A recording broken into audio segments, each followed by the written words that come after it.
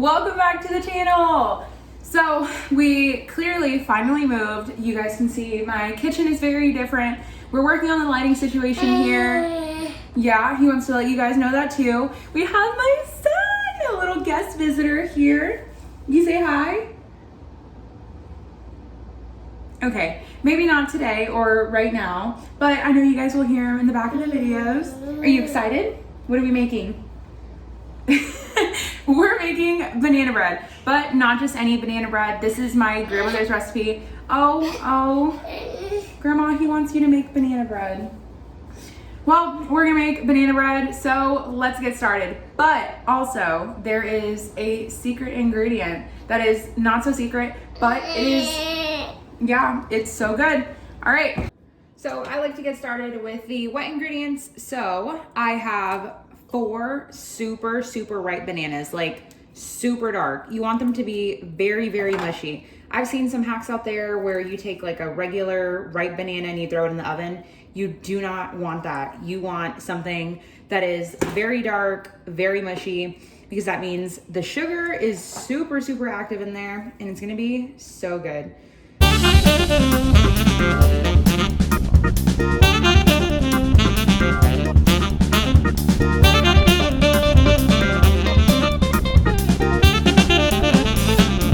And now we can go ahead and mash them. I like to use a whisk. Don't ask me why. I guess you could use a potato masher, but then you have to get it on a plate. And who wants to do more dishes?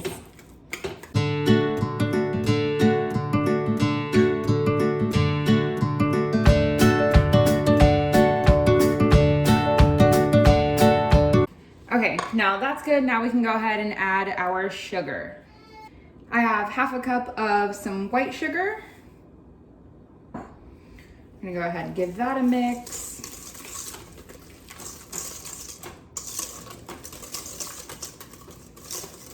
Once we have that, now we can go ahead and add half of a cup of butter, which is 1 stick, aka 8 tablespoons.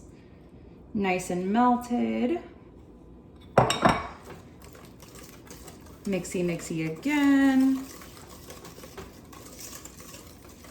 A teaspoon of vanilla. Okay, I always have to check that I'm using vanilla because one time I made this with a teaspoon of almond extract. And trust me, almond extract is so potent, but it was actually pretty good.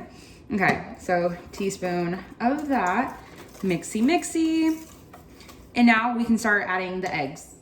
So quick little baking hack here. Crack your eggs in a separate bowl, because if you get a shell in there, it is so hard to get it out of your little concoction here. Ooh, look at me, fancy one-handed. All right, and then pour those in once I see there's no shell. Whiskey business again. And some milk. And we can go ahead and add a 1/4 cup of some milk. 2% almond, coconut, whatever you have works. Mixy. And as you can tell, this is a lot of wet to dry, so it's gonna be a super dense and really heavy, thick banana bread, which is perfect because that's exactly what you want. All right, now on to the dry. For our dry ingredients, I have 2 cups of all-purpose white flour.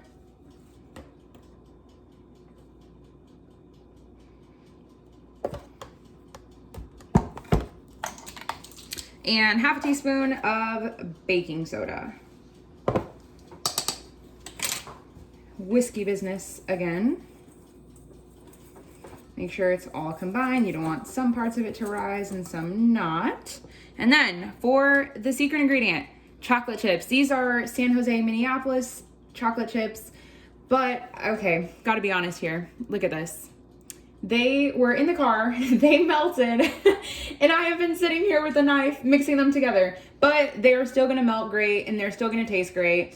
And who cares what they look like, because they're gonna melt and they're gonna be delicious. So we're gonna add, let's say, yep, that's a lot, half a cup, and mix it again. You're probably wondering why I didn't add this in the end or why I didn't add it to our wet mixture. So typically whenever you put chocolate chips or even sprinkles in your batter, they tend to sink all the way down to the bottom, and you're like, why? Like, I threw them in there all mixed together. So you want them to coat in flour. Okay, now my hands are all dusty. Now that that's done, you want them to coat in flour so that they don't sink, and they gives it a little bit of grip on the side. So now we can bring our wet over and mix the dry into the wet. You can do it all at once. So my grandma does not add chocolate chips to hers, but grandma, if you're watching this, you definitely should, because it's amazing. And keep mixy. I like to add walnuts or pecans or pecans, depending on where you're from. But I did not have any. I only had cashews, and that, for some reason, did not sound great. Okay, keep mixing. Just keep mixing. And that's perfect. Do you see all those little chocolate chunks in there? Oh, it's gonna be so good. All right, now we can get our silicone spatula, go around the edges, make sure everything is nice and clean, and then get our pans. Gonna make sure to go around the edges, make sure everything is nicely incorporated. Wouldn't want any little flour pieces on the bottom. All right. That's good. Now I have a loaf pan. What size is this? Does it tell me? Nope. Okay, this is this is a loaf pan. I'm so sorry. I do not know the size of this. But this is a silicone one, and so it's non-stick, so I don't have to spray it with any spray. You don't want to fill it up all the way because, of course, it is going to rise in the oven because of that baking soda. Let's see where we're at here. And maybe a little bit more.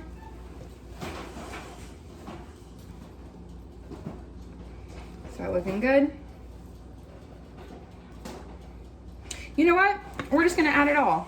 I was going to try to make 2 loaves, but that's not gonna happen. One of them would be super small, probably end up being cupcakes. Pour all of that in.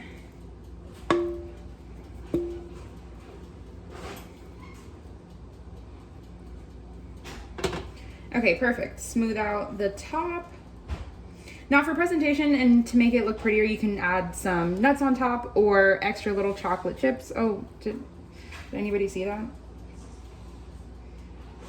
Okay, now we're gonna put this in a 350-degree oven for 60 minutes. My oven, actually, I don't know how my oven runs, if it runs hot or if it runs cold, because this is my first time baking something in here. But we're just gonna put it in the oven, but I'm gonna make sure to put a silver tray or any color tray underneath, so in case it decides to just spill all over, super easy cleanup. Another baking hack. All right, 350, 60 minutes, let's go.